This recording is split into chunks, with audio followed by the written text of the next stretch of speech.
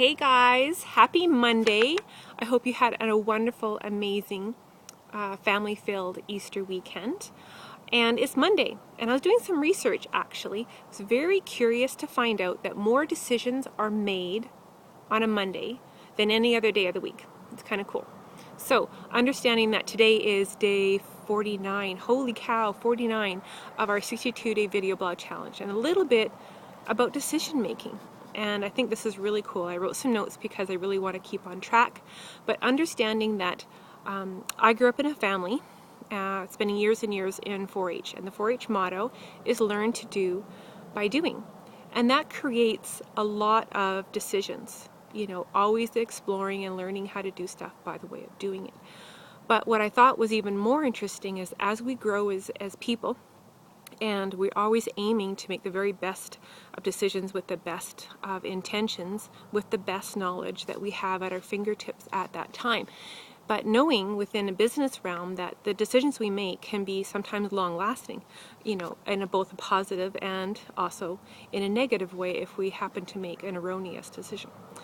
Who you are ultimately depends on, you know, who you're going to be asking in your heart, you know, maybe for help. You know, depending on your personality, your experiences, you know, your mindset, and your past trends of making decisions can impact, you know, how we make them in our future. So, you know, what are some ideas that I have for you today? I want you to think about if you had a person at your fingertips on speed dial to help you make decisions, who would that be? You know, who would you ask? You know, would it be Gandhi? Maybe you would ask Martin Luther King. Maybe you would ask Mother Teresa.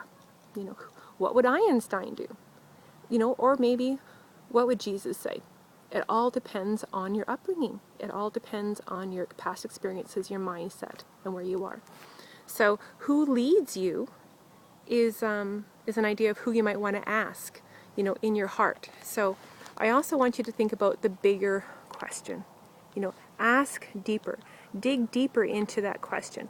Ask the bigger questions and the better question. It's like, ask yourself, what's the worst that could happen? What's the best that could happen?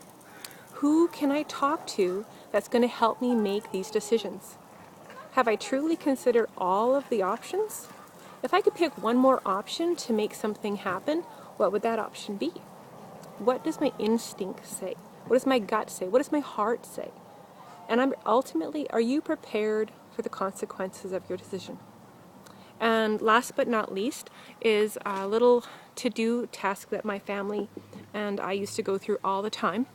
And that is the check sheet of the good and the bad and the ugly. It's like that old cowboy western, right? You make a sheet of paper. You put all the pros on one side and all the cons on the other side, and then you start making your list. And then, are you ready for the consequences?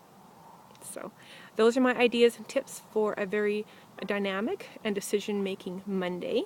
I hope you found some value. If so, please like, comment, and share.